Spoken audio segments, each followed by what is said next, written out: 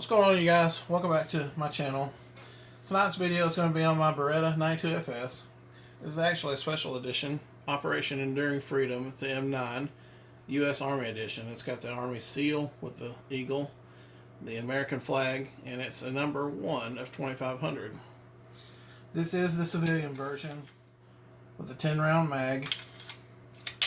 It's never been fired, never been loaded, never had a bullet in the magazine, never anything special to me. My dad bought this for me back when I was in high school, 2001, 2002, somewhere around there. I like militaria, memorabilia, etc. and so forth. I've never been in the service myself. I'm not a veteran or anything, but stuff like this interests me just for what it is. Now, a little bit about this gun. Beretta designed the 92FSs to be 10-round mags. They were the civilians. The civilians were 10-round mag because of magazine restrictions in certain places. I know there are magazine bans in certain states now, and I don't know about other countries, but that's why Beretta designed these to be 10-round mags. Now, the military versions were, I believe, 17 rounds, maybe even a little bit more. Also, what I didn't know about these guns were that they were actually chambered not only in 9mm, but also in 40 Smith & Wesson, which is also pretty interesting. A little bit of background on this gun. What I didn't know for the M9 was that before the M9 was developed and sold to the United States military overall, there was a weapon called the Beretta 92. It's a very similar weapon, a little bit different design as far as the trigger guard here and the actual grip. The magazine release is actually down here in the grip, down here by the magazine, and the trigger guard is rounded. But the United States Navy, the SEALs, actually approached Beretta. Now, Beretta did not have a company, or they had a company, they didn't have any division in their company to actually approach the government to try to sell them any weapons. So the United States Navy, the SEALs, approached Beretta and said, we want to use the 92. And so Beretta's like, sure, y'all can use it. And so the SEALs took it out and trained with it, deployed it, I guess. I'm not real sure if they did or not. But, of course, Beretta's going to use that as a test bed. So what the SEALs came back and said, look, we want to change some things. If we're going to use this pistol, we want to change a couple things. What they did say was that they wanted to move the magazine release. It was down here in this very bottom corner with a cutout down here by the magazine. They moved it up here by the trigger guard. Makes sense, and that's where everybody's magazine release is. It may be in a little bit different place, but generally it's right up here. And also, another thing is, they wanted this cutout here in the front of the trigger guard, so your offhand, whichever offhand you have, can steady the weapon. I mean, makes perfect sense. And so Beretta said, yeah, we'll do both of those.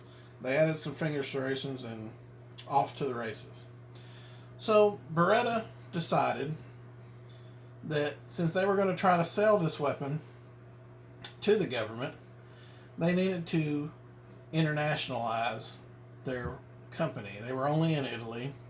They'd been there for 500 years, a long time for a company. They needed to go to the U.S., so they decided they would open up Beretta USA.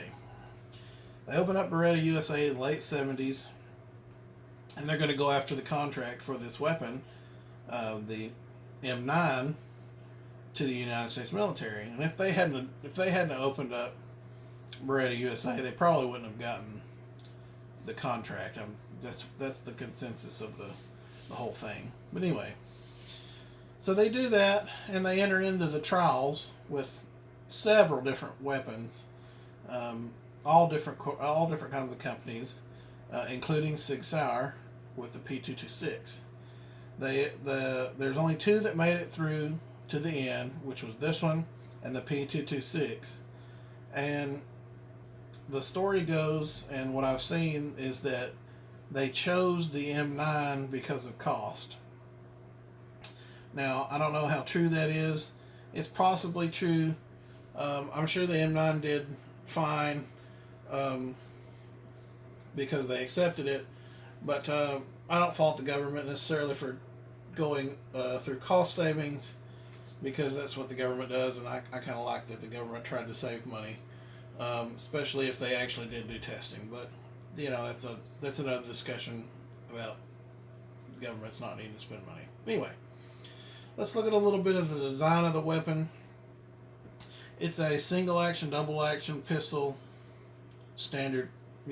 Interesting. It's interesting, but it's standard. It has a safety on each side, so it's easy to shoot left and right handed. This uh, magazine release here can be switched out for right hander. It's made to shoot right hand right now. You just turn that over, put it over here, and you can shoot it left handed. So you got a safety lever over here and a safety lever here, so you don't even have to change that. This is also a decocker, so when it's cocked and you got it ready to fire, if you don't want to fire it, you just flip it back down and it's decocked. Pretty interesting, pretty cool. What I find most interesting is just the look of the gun. You know what it is. I mean, it's been in so many movies, so many TV shows. It's been around for so long that you know when you see this, when a cop pulls it out in a TV show, or when, I don't know, Will Smith uses it in a movie, or somebody uses it in a TV show or a movie, you know that that's a 9mm. You know that, you know what's going on. But it's just an iconic, cool looking weapon. It was almost futuristic. Now it's almost way too old. But anyway, the coolest part that I thought of the gun was up here on the slide. If you didn't, when I first saw it, I was like, "What? That's just a weird looking slide." This is the barrel. Now that's interesting to me because nowadays you see people cutting holes in their barrels, cutting lightning slots in their barrels for operation, make it work faster. And that makes sense, but you don't see people cutting 80% or better out of their slide, or not even having it in there. That's just crazy to me. And this was done on purpose by the company for, I'm assuming, operation. And what I've been seeing a lot on my research is this is should help. And I don't know if it had problems with it before, if there was a full slide and they were having problems. This should prevent stovepiping. We all know what stovepiping is. It's when a shell gets caught here in the injection port. This is supposed to not do that at all. I don't know. I've never fired one. So, other than that, man, it's just a cool gun. I like the finish on it. They're just almost invisible if it's in the dark. I mean, this one's got gold writing on it, so it's not going to be invisible. But that coating on it, it's just, just a jet black, beautiful pistol. Now, this pistol was all steel or all metal, all the way up until 2000, around 2000, 2001. They started doing a little bit of changing on this thing. Now, I don't know exactly why they did it. I don't think it saved any weight. It probably saved them mostly money. But I think you can date the pistol by what they did. Now, I couldn't find anything on the serial number, but I do remember when he bought it for me. But I can date it now by my research because of what they changed on it. Now, they went to polymer. This safety selector here, decocker, is polymer. So it's at least a 2000, 2001 pistol. They went to a polymer trigger. Now, I thought it was aluminum, but it's supposed to be polymer, and it doesn't feel like aluminum. You can tell this up here is polymer just by the look of it. I've got polymer pistols, and you can just tell. It looks like the handle on an AR. I mean, it's got that polymer look. Now, the trigger is harder to tell, but you can feel that it is polymer. This magazine release is polymer, and also the magazine butt plate is polymer. All that stuff used to be metal. Now, these are polymer as well. I believe these used to be aluminum, and what I have seen they also used to be wood on the Beretta 92s. So they went to all polymer on this stuff. I don't think it saved any weight. That can't weigh much.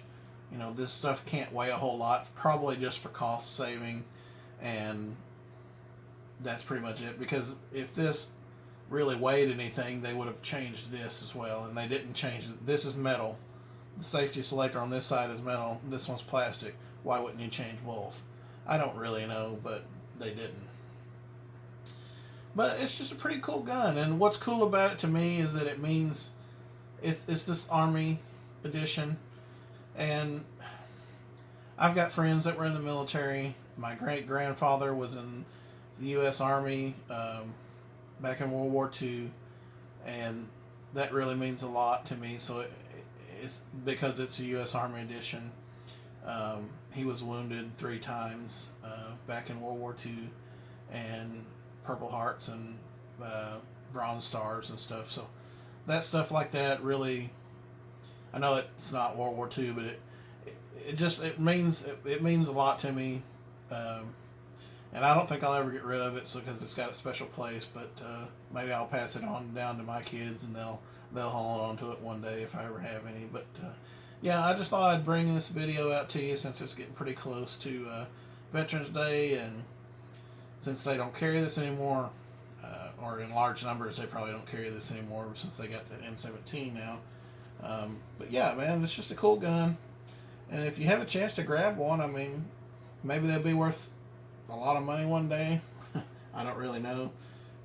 There's at least 2,499 of these out there. And I think there's an Army. I mean, there's Army, there's Marines, Navy, and Air Force. I know there's Air Force for sure. I think there's the other 2 at least. But yeah, man, just a pretty cool weapon. But yeah, thanks y'all for watching, and y'all have a good one out there and be safe. Bye.